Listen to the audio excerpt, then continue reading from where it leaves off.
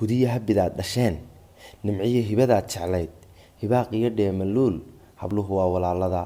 mar waa habadaa cudoon amaba waa hooyada haddaanad intaa ku dhaafin ninkii dumar hoos u eegay raganimo muu hambaysan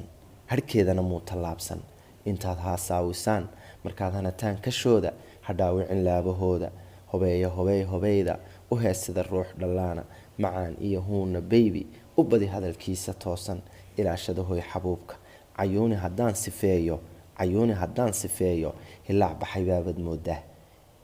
haldhaa quruxdii haweenka ilaah baa haybad siiyey hablaha iyadaa u dooran hal baan odhan lahaa walaashay rag baa adi heegan kuu ah habeen inuu kula caweeyo rag baa jecel haybintaada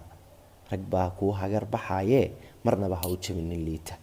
walaashay cayuuni iyo hablaha Soomaaliyeed oo dhan madaxay noo saaran yihiin ninkii